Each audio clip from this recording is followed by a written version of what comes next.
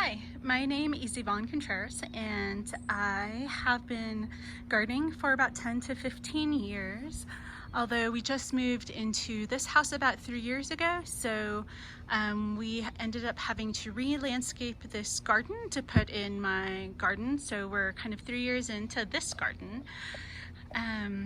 I have been a follower of Wasatch Community Gardens for a while. We donate to them every year and really believe in their mission. Like for me, gardening helps keep me sane, and with my kids, it's helped me introduce them to vegetables and kind of fresh produce, and I think has really helped them kind of discover their love of vegetables and gardening and the earth and connecting us and everything that connects us all. So anyway, onto the garden.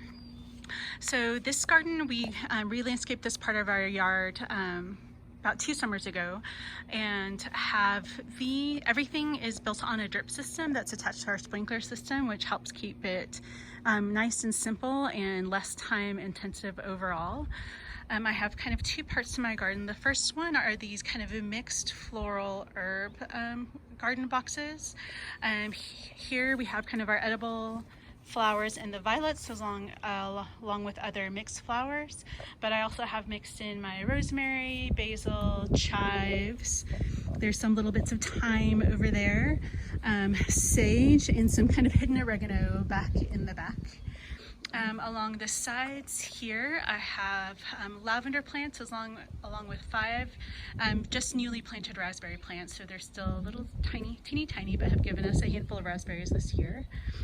And then kind of moving on to the other side, I have a similar setup on this side where I have more basil, because we love our basil, as well as chamomile and lavender and a little bit more rosemary as well. So moving on to like the garden part, we have these boxes built and then have just drip systems installed in all of them.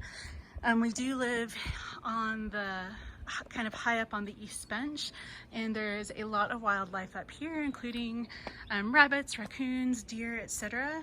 So that's why I built this kind of as an enclosure with some netting to try to help keep the wildlife out, and so far so good. It's worked pretty well. I keep it open during the day so the pollinators have a little bit of easier time getting in, and then close it at night.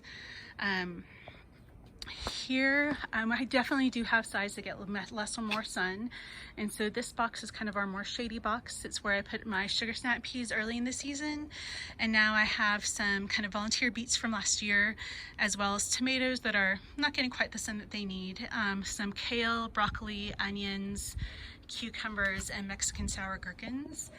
I have a little fig in that pot that I put a drip attachment onto, and this is my first time with fig, so we'll see how that works. In here I have my cherry tomato set up. So these are 6 cherry tomato plants, 2 in pots, 4 in the box, as well as companion planted with carrots, as well as some nasturtiums and marigolds. In the back here is my pepper box, and I have a mix of hot peppers like serranos, jalapenos, anaheims, as well as a bunch of sweet peppers and a lot of shishitos.